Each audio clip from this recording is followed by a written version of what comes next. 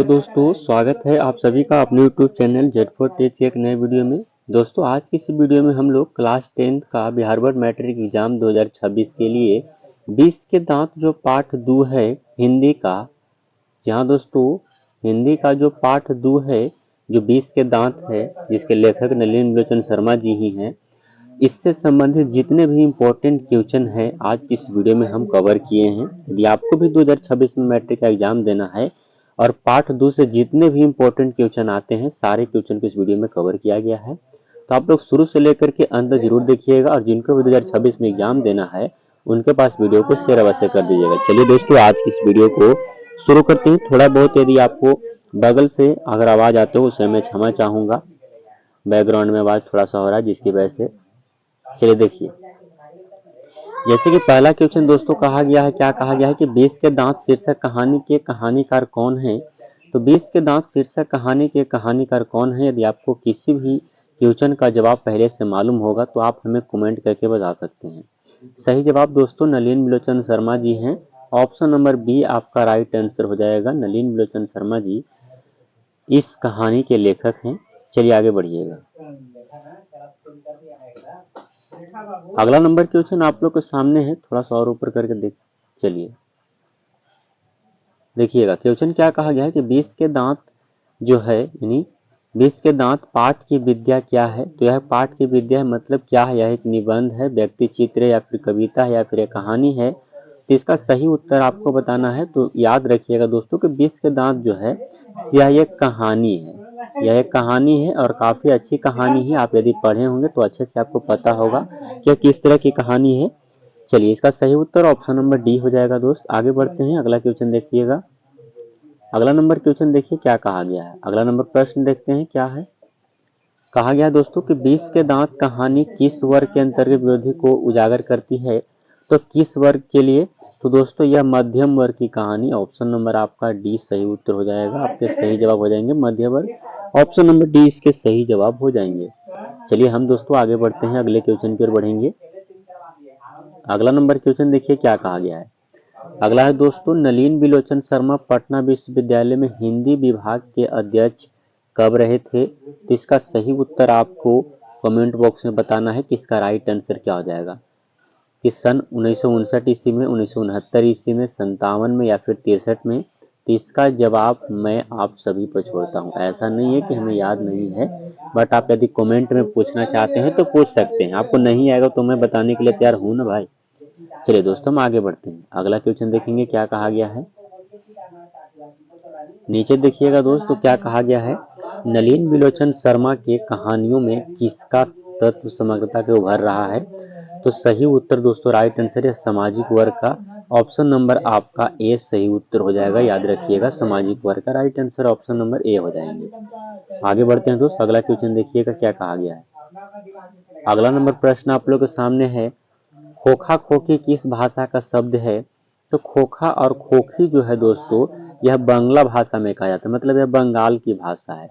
बंगाल की भाषा में लड़का को खोखा कहा जाता है और लड़की को खोखी कहा जाता है। याद रखिएगा इसका सही उत्तर ऑप्शन नंबर ए आपका राइट आंसर हो जाएगा। आगे बढ़िएगा दोस्तों, यदि आप इस वीडियो का पीडीएफ लेना चाहते हैं तो डिस्क्रिप्शन बॉक्स में लिंक मिल जाएगा व्हाट्सएप और टेलीग्राम दोनों चैनल का। आप वहां पर एक हल्का सा कमेंट करिएगा कि जो 20 के दांत कहानी यानी जो ऑब्जेक्टिव चलाया गया है उसका हमें पीडीएफ चाहिए। आपको पीडीएफ वहां पर प्रोवाइड फ्री में किया जाएगा, कोई भी आपसे पैसा नहीं ले जाएगा और हमें ज्वाइन जरूर कर लीजिएगा। आगे बढ़ते हैं दोस्त, अगला क्वेश्चन देखिए क्या कहा गया है। अगला नंबर प्रश्न आप ही लोग के सामने है, वो क्या है। सेन साहब की कितनी लड़कियां थी। सेन साहब की कितनी लड़कियां थी। तो सेन साहब की 5 लड़कियां थी। नाम आप सभी को याद ही होगा, क्या था, आरती, आलो, शेफाली, शेफाली, इस तरह से आपको 5 इनकी बेटियां थी। चलिए आगे बढ़िएगा। रजनी, मतलब 5 इनकी बेटियां थी ही। खोखा का क्या नाम था आप लोग कमेंट करके जरूर बताइएगा। आगे देखिएगा सोफर शब्द का अर्थ क्या होता है। सोफर का अर्थ क्या होता है।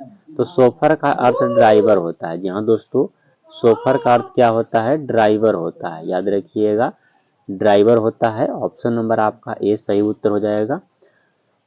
सोफर का अर्थ ड्राइवर होता है। आगे बढ़ते हैं दोस्त, अगला क्वेश्चन देखिएगा क्या कहा गया है। अगला नंबर प्रश्न देखिए क्या है। मदन अक्सर किसके हाथों से पिटाता था? मदन जो था वो किसके हाथों से हमेशा पीटता था? तो मदन अपने पिता के हाथों से अक्सर पीटा करता था। जहाँ दोस्तों अपने पिता के हाथों से वह बेचारा अक्सर पिटाता था। सही उत्तर उसका ऑप्शन नंबर बी इसका राइट आंसर हो जाएगा। अपने पिता के हाथ से अक्सर पिटाया करता था। चलिए आगे बढ़ते हैं हम लोग, आगे देखिएगा। बगल में थोड़ा सा आपको बैकग्राउंड में नॉइज देखने को मिलेगा, उसके लिए मैं क्षमा चाहूंगा दोस्त, थोड़ा सा प्रॉब्लम है जिसकी वजह से यहाँ पर आवाज हो रही है। ऐसे ही लड़के आगे चलकर गुंडे, चोर और डाकू बनते हैं। यह पंक्ति कहानी के किस पात्र ने कही है? क्या है? काफी अच्छा है। ऐसे ही चोर जो है, ऐसे ही लड़के जो है आगे चल करके गुंडे, चोर और डाकू बनते हैं। यह जो है दोस्तों, यह पंक्ति जो है यह कहानी के किस पात्र ने कहा? क्या गिरधरलाल ने कहा है, या फिर मदन ने कहा, या खोखा ने कहा, या फिर सेन साहब ने कहा है? तो कौन कहे हैं? तो सही उत्तर ऑप्शन नंबर डी हो जाएगा। सेन साहब कहे हैं कि जो है ऐसे ही लड़के आगे चलकर गुंडे और चोर और डाकू बनते हैं। तो सेन साहब कहे हैं। आगे आइएगा, अगला क्वेश्चन देखिएगा क्या कहा गया है। अगला है दोस्त क्या है, गिरधरलाल कौन था? गिरधरलाल कौन है आपको बताना है कि आखिर गिरधरलाल कौन है। तो दोस्तों मैं बता दूं कि गिरधरलाल जो था वो मदन का पिता था। मदन का पिता, ऑप्शन नंबर बी आपके सही उत्तर हो जाएंगे। मदन के पिता का नाम गिरधरलाल था। चलिए दोस्त आगे बढ़ते हैं, अगला क्वेश्चन देखिएगा क्या कहा गया है। देखिए, खोखा का क्या नाम है? खोखा का नाम मैं आप सभी को पहले भी पूछा था कि खोखा का क्या नाम था। तो खोखा का नाम कासू था, याद रखिएगा। ऑप्शन नंबर बी आपके सही उत्तर हो जाएंगे, खोखा का नाम कासू। आगे बढ़ते हैं दोस्त, आगे क्वेश्चन देखते हैं अगला क्या कहा गया है। देखिए, अगला प्रश्न है दोस्तों कि सेन साहब अपने पुत्र खोखा को क्या बनाना चाहते थे? तो सेन साहब जी अपने पुत्र खोखा को वह एक बिजनेसमैन और इंजीनियर बनाना चाहते थे। सही उत्तर ऑप्शन नंबर सी हो जाएगा, बिजनेसमैन और इंजीनियर। आगे बढ़ते हैं, अगला क्वेश्चन देखिएगा क्या कहा गया है। अगला नंबर क्वेश्चन आपको सामने है, वो क्या है, मदन की उम्र क्या थी? तो मदन की उम्र क्या थी? 9 से 10 साल मदन का उम्र था। ऑप्शन नंबर आपका डी सही उत्तर हो जाएगा, ऑप्शन नंबर डी। आगे बढ़ते हैं दोस्त, अगला क्वेश्चन देखिएगा क्या कहा गया है। अगला क्या कहा गया है कि कासू मदन के साथ किस खेल में शामिल होना चाहता था? तो कासू जो है, जिसको खोखा कहा गया है बांग्लादेशी भाषा में, वो जो था वो किस खेल में शामिल होने के लिए होना चाहता था? तो लट्टू का खेल खेल रहे थे सभी बच्चे गली में, वो लट्टू के खेल में शामिल होने को ललक रहा था। आगे बढ़िएगा, अगला नंबर क्वेश्चन आप लोग के सामने है, मदन ने कासू के कितने दांत तोड़े थे? मदन जो था वो कासू के कितने दांत? तो 20 के 2 दांत उसके तोड़ दिए थे। ऑप्शन नंबर आपका 20 सही उत्तर हो जाएगा, याद रखिएगा। आगे बढ़ते हैं दोस्त, अगला क्वेश्चन देखिए क्या कहा गया है। अगला नंबर प्रश्न आप लोग के सामने है और देख सकते हैं आप लोग, गिरधरलाल किसकी फैक्ट्री में किरानी था? तो गिरधरलाल जो है वो किसकी फैक्ट्री में किरानी था? तो सही उत्तर दोस्तों सेन साहब, सेन साहब की फैक्ट्री में वो किरानी था। सही उत्तर ऑप्शन नंबर डी हो जाएंगे, याद रखिएगा। चलिए आगे बढ़ते हैं दोस्त, अगला क्वेश्चन देखिए क्या कहा गया है। अगला नंबर प्रश्न आप लोग के सामने है, सेन साहब किसके व्यंग से ऐंठ कर रह गए? तो सेन साहब पत्रकार महोदय की बात को सुनकर के ऐंठ कर रह गए थे। ऑप्शन नंबर सी आपका सही उत्तर हो जाएगा, याद रखिएगा दोस्तों, इसका सही उत्तर क्या हो जाएगा, सी हो जाएगा। चलिए आगे बढ़ते हैं दोस्त, अगला क्वेश्चन देखिएगा क्या कहा गया है। अगला प्रश्न दोस्तों कि मदन किसका पुत्र था? आप सभी लोग को मैंने पीछे ही बताया कि मदन किसका पुत्र था। तो मदन गिरधरलाल का पुत्र था। ऑप्शन नंबर सी इसका सही उत्तर हो जाएगा, गिरधरलाल का बेटा का नाम मदन था। आगे बढ़ते हैं दोस्त, अगला क्वेश्चन देखिएगा क्या कहा गया है। अगला नंबर प्रश्न आप लोग के सामने है, सेन साहब के कार की क्या कीमत थी? तो सेन साहब की जो कार थी उसकी कीमत 7,500 थी, याद रखिएगा। 7,500 उस कार की कीमत थी। सही उत्तर ऑप्शन नंबर बी हो जाएगा।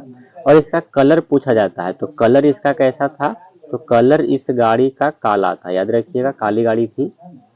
चलिए आगे बढ़िएगा, अगला क्वेश्चन आप लोग के सामने, नलिनी लोचन शर्मा का जन्म कहाँ हुआ था? तो नलिनी बिलोचन शर्मा जी का जन्म बदरघाट के पटना में हुआ था। ऑप्शन सही उत्तर ऑप्शन नंबर ए हो जाएगा, याद रखिएगा। चलिए आगे बढ़ते हैं। अगला नंबर प्रश्न आप लोगों के सामने है, नलिनी बिलोचन शर्मा के पिताजी का क्या नाम था? तो नलिनी बिलोचन शर्मा जी के पिताजी का क्या नाम था? सही उत्तर हो जाएगा पंडित राम अवतार शर्मा। ऑप्शन नंबर आपका बी सही उत्तर हो जाएगा, पंडित राम अवतार शर्मा आपके राइट आंसर हो जाएंगे। चलिए दोस्त आगे बढ़ते हैं। अगला क्वेश्चन देखिएगा, अगला क्वेश्चन क्या कहा गया है, ध्यान से देखिए। वह है नलिनी बिलोचन शर्मा के माता जी का क्या नाम था? तो माता जी का नाम क्या था? तो रत्नावती। ऑप्शन नंबर आपका सी सही उत्तर हो जाएगा दोस्तों, याद रखिएगा इनके माता जी का नाम रत्नावती था। चलिए आगे बढ़ते हैं दोस्त। अगला क्वेश्चन देखिए क्या कहा गया है। अगला प्रश्न है, दृष्टिकोण किनकी रचना है? दृष्टिकोण नलिनी बिलोचन शर्मा जी की रचना है। ऑप्शन नंबर डी आपके सही जवाब हो जाएंगे, नलिनी बिलोचन शर्मा जी का है। अगला प्रश्न देखिएगा दोस्तों, अगला क्वेश्चन क्या कहा गया है। लड़कियां क्या है कठपुतलियां हैं, किससे इस बात का गर्व है? लड़कियां क्या है कठपुतलियां हैं, किससे बात का गर्व है? तो यह माता पिता को उन पर गर्व है। ऑप्शन नंबर आपका ये सही जवाब हो जाएगा, माता पिता आपके राइट आंसर हो जाएंगे। चलिए दोस्त आगे देखते हैं, अगला नंबर क्वेश्चन की ओर बढ़ते हैं और अगला नंबर क्वेश्चन आपको बताते हैं कि क्या कहा गया है। देखिएगा अगला नंबर क्वेश्चन आप सभी लोग के सामने है, वो क्या है कि मोटर कार को किससे खतरा हो सकता था? तो मोटर कार को जो खतरा था दोस्तों, वो केवल एक ही से खतरा था, वो था खोखा से। ऑप्शन नंबर आपका डी राइट आंसर हो जाएगा, किससे खतरा था? तो खोखा से खतरा था। ऑप्शन नंबर डी आपके सही उत्तर हो जाएंगे। चलिए आगे बढ़िएगा। अगला नंबर क्वेश्चन आप लोग के सामने है, क्या कहा गया ध्यान से देखिएगा। सेन साहब की आंखों का तारा कौन है? तो सेन साहब की आंखों का तारा खोखा था, जिसका रियल नाम क्या था? तो कासू था। याद रखिएगा रियल नाम क्या था? कासू था, और वही आंखों का तारा था। चलिए आगे बढ़िएगा। अगला नंबर क्वेश्चन आप सभी लोग के सामने हो, क्या कहा गया ध्यान से देखिएगा। खोखा के दांत किसने तोड़े? खोखा के दांत कौन तोड़ा था? मदन तोड़ा था। हम पीछे बात भी किए थे कि खोखा के दांत मदन तोड़ा, तो कितने दांत तोड़ा था? तो 2 दांतों को वह तोड़ा था, ये हम लोग बात किए पीछे। आगे बढ़िएगा, अगला क्वेश्चन देखिए क्या कहा गया, ध्यान से देखिएगा। अगला प्रश्न है दोस्तों, महल और झोपड़ी वालों की लड़ाई में अक्सर महल वाले ही जीतते हैं। ऐसी हालात में जब दो झोपड़ी वाले उसी के खिलाफ कोई मदद करते हैं, खिलाफ करते हैं, तो ये किस पाठ की पंक्ति है? तो इस मतलब ये इतना पढ़ कर के आपको पता चल गया होगा यह किस पाठ का है। सही उत्तर 20 के दांत। ऑप्शन नंबर सी आपके करेक्ट आंसर हो जाएंगे दोस्तों। चलिए आगे बढ़ते हैं और अगला क्वेश्चन की ओर बढ़ते हैं। अगला क्वेश्चन देखते हैं। 30 नंबर प्रश्न देखिएगा दोस्त। 30 नंबर क्वेश्चन क्या कहा गया है। सीमा, रजनी, आलो, शेफाली और आरती। मैंने आप सभी को पीछे वीडियो में बताया, मतलब पीछे ही आपको क्वेश्चन नंबर बताया था कि 5 बहनें थी। नाम आपको यहाँ पर आ गया है, सीमा, रजनी, आलो, शेफाली और आरती। ये किसकी बहनें थी? तो खोखा की बहन। याद रखिएगा किसकी बहन? खोखा यानी कासू की बहन। किसकी बहन दोस्त? तो कासू की बहन थी। याद रखिएगा कासू की बहन। चलिए आगे बढ़ते हैं दोस्त। अगला क्वेश्चन देखिएगा क्या कहा गया है। अगला प्रश्न देखिए क्या कहा गया है। चलिए देखिए क्या कहा गया। अगला क्वेश्चन आप लोग के सामने है, मैं तो खोखा को इंजीनियर बनाने जा रहा हूँ, यह कथन किसका है? मैं तो खोखा को इंजीनियर बनाने जा रहा हूँ, यह कथन किसका है? तो यह कथन सेन साहब का था। ऑप्शन नंबर आपका ए सही उत्तर हो जाएगा। चलिए आगे बढ़ते हैं। अगला क्वेश्चन देखिएगा क्या कहा गया है, ध्यान से। अगला नंबर प्रश्न है वो क्या है, मदन के लिए क्या खाना मामूली बात है? तो मदन के लिए मार खाना कोई भारी बात नहीं था, वो डेली बेचारा मार खाता था। किससे खाता था ये भी हम पीछे क्वेश्चन बात किए हैं, तो जल्दी से कमेंट करके बताइए कि मदन जो था वो किससे मार डेली खाया करता था, माता से, पिता से, किन से? जल्दी से कमेंट करिए। चलिए आगे देखिएगा। अगला नंबर क्वेश्चन है दोस्तों, आलोचकों के अनुसार प्रयोगवाद का वास्तविक प्रारंभ किसके कविताओं से हुआ है? तो सही उत्तर आपके राइट आंसर हो जाएंगे नलिनी बिलोचन शर्मा जी के कविता से। ऑप्शन नंबर सी आपके सही उत्तर हो जाएगा। अगला देखिएगा दोस्त। अगला नंबर क्वेश्चन आप लोग के सामने है, नलिनी बिलोचन शर्मा की मृत्यु कब हुआ था? नलिनी बलोचन शर्मा की मृत्यु कब हुआ था? तो 12 अक्टूबर 1961 ईस्वी को हुआ था। यदि अगर गलत है तो आप लोग कमेंट में बताइए कि इसका सही उत्तर क्या हो जाएगा, 12 अक्टूबर था या फिर 12 सितंबर था। जल्दी से कमेंट करके बताइएगा, जल्दी से बताइए। चलिए देखिए आगे क्वेश्चन की ओर बढ़ते हैं। इसका सही उत्तर क्या हो जाएगा, 12 अक्टूबर। अगला नंबर क्वेश्चन आप लोग के सामने हो, क्या कहा गया ध्यान से देखिएगा। मदन किसका पुत्र था? मदन किसका पुत्र था? तो मदन था किसका? गिरधर लाल का। ऑप्शन नंबर बी आपके सही जवाब हो जाएंगे। चलिए आगे बढ़िएगा। अगला नंबर क्वेश्चन आप लोग के सामने हो, क्या कहा गया ध्यान से देखिएगा। नलिनी बिलोचन शर्मा का जन्म कब हुआ था? तो नलिनी बिलोचन शर्मा जी का जन्म जो हुआ था वो कब हुआ था? 18 फरवरी 1916 को हुआ था। ऑप्शन नंबर आपका सी राइट आंसर हो जाएगा, 18 फरवरी 1916 को। आगे बढ़ते हैं। अगला नंबर क्वेश्चन आप लोग के सामने हो, क्या कहा गया ध्यान से देखिएगा। 20 के दांत क्या है? 20 के दांत यह एक कहानी है, याद रखिएगा क्या है, तो यह एक कहानी संग्रह है। चलिए आगे बढ़ते हैं दोस्त, अगला क्वेश्चन देखिएगा। अगला नंबर प्रश्न आप लोग के सामने है 38 नंबर क्वेश्चन। 20 के दांत कहानी का प्रमुख पात्र कौन है? तो 20 के दांत कहानी का प्रमुख पात्र जो है वो क्या है? तो सही उत्तर खोखा हो जाएगा, ऑप्शन नंबर बी। ये आपको ऑप्शन के अनुसार लगाने होंगे। चलिए आगे देखिएगा। जैसे सेन साहब हो सकते हैं उसका पात्र। अगर 20 के दांत कहानी के शीर्षक नायक कौन है? तो नायक आपके अनुसार बताना है। तो नायक आप यहाँ पर मदन को भी कह सकते हैं, कासू को भी कह सकते हैं। मेरे हिसाब से यहाँ पर मदन नायक होगा। मदन यहाँ पर आपके हिसाब से, मतलब ये आपको कासू भी कहीं कहीं देता है आपको किताब में। चलिए आगे बढ़िएगा। 40 नंबर क्वेश्चन देखिए क्या कहा गया। 40 नंबर क्वेश्चन आप सभी लोग के सामने है। कासू और मदन के बीच झगड़े का क्या कारण? तो कासू और मदन के बीच झगड़े का क्या कारण था? सही उत्तर दोस्तों, वह झगड़े का कारण था लट्टू खेल में नहीं शामिल होने दिया था। ऑप्शन नंबर आपका ए सही उत्तर हो जाएगा। आगे बढ़िएगा। अगला नंबर क्वेश्चन आप लोग के सामने हो, क्या कहा गया है। 20 के दांत कहानी के अनुसार हंस और कौवों की जमात में शामिल होने के लिए लग गया। यह हंस की तुलना किससे की गई है? तो यहाँ पर मैं आप सभी को बता दूं कि हंस कहा गया है कासू को, हंस कासू को कहा गया है, और कौवा कहा गया है मदन और उसके दोस्तों को कहा गया है। तो इसका सही उत्तर क्या हो जाएगा? हंस के लिए क्या हो जाएगा? कासू हो जाएगा। ऑप्शन नंबर ए आपका सही जवाब हो जाएगा। तो दोस्तों इसमें केवल कुल 41 क्वेश्चन ही थे, और 41 क्वेश्चन ऐसे क्वेश्चन थे जो कि आपको 20 के दांत कहानी के थे, और यह क्वेश्चन इससे ज़्यादा बाहरी आपके एग्जाम में नहीं आते हैं। जितने भी इंपॉर्टेंट क्वेश्चन थे वो सारे क्वेश्चन को मैंने इस वीडियो में आपको करा दिया। उम्मीद करते हैं वीडियो आपको पसंद आया होगा। वीडियो आपको लाइक कर दीजिएगा, चैनल पर नए हैं तो चैनल को सब्सक्राइब कर दीजिएगा। दोस्तों के पास शेयर करना मत भूलिएगा जिनको भी 2026 में एग्जाम देना है, और हमारे चैनल से जरूर जुड़िए। आपको कल से एक टेस्ट सीरीज चलेगा आपको इस चैनल पर, जो कि 10-10 डेली आपको 50 क्वेश्चन कराए जाएंगे। 10-10 क्वेश्चन हर विषय से संबंधित कराए जाएंगे।